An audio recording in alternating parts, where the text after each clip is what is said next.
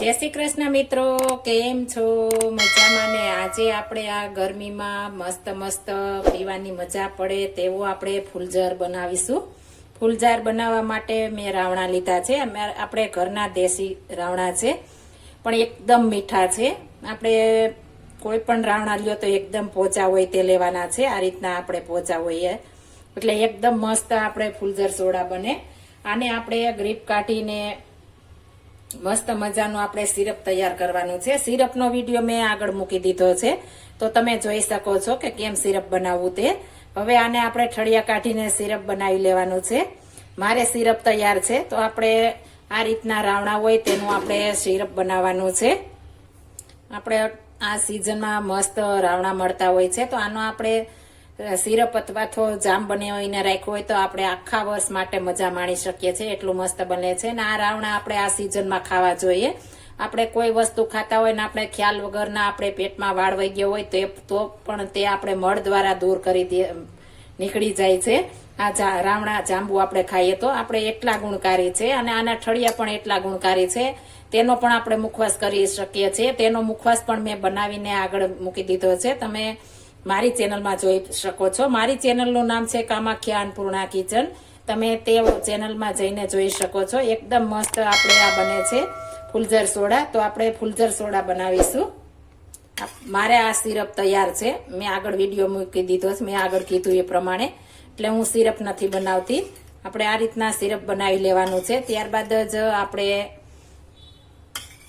ફૂલઝર soda બનશે। અને આને આપણે ક્વોન્ટિટી એક સરખી જ રાખવાની છે। તમારા વિડીયો જોશો ખ્યાલ આવશે, પણ છતાં તમને હું કહી દઉં છું કે આપણે જેટલા આપણે જાંબુનો પલ્પ તૈયાર થઈ ગયો હોય તેટલી જ સામે સાકર અથવા ખાંડ લેવાની છે, તો જ આપણે મસ્ત બનશે।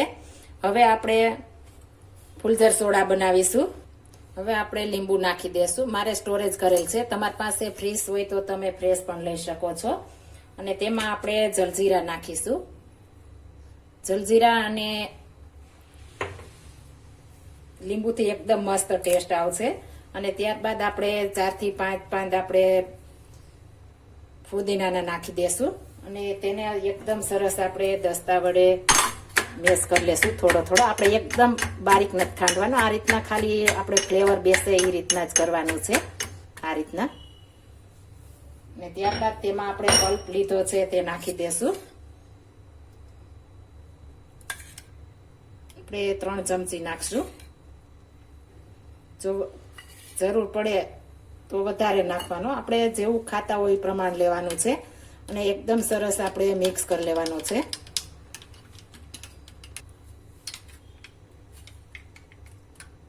આ રીતના સરસ મિક્સ કરી લેવાનું છે। આપણે જલજીરા અને લીંબુ બંને હશે એટલે આપણે એકદમ મસ્ત બનશે।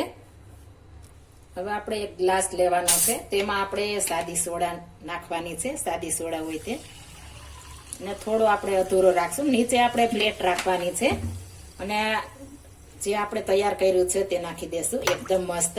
અને એકદમ મસ્ત આપણી સોડા પણ એટલી મસ્ત તૈયાર થઈ જશે કે વાત જ પૂછોમાં। એકદમ સરસ અને ટેસ્ટફુલ એવી આપણે ફૂલઝર સોડા તૈયાર થઈ ગઈ છે। હવે આપણે ટેસ્ટ કરીશું, અને જો આ મારી રીત પસંદ આવી હોય તો મારી ચેનલ લાઈક, શેર અને સબસ્ક્રાઇબ કરી દેજો। ફરી મળીશું નવી રેસીપી લઈને। જય Shri Krishna. Thank you for watching guys.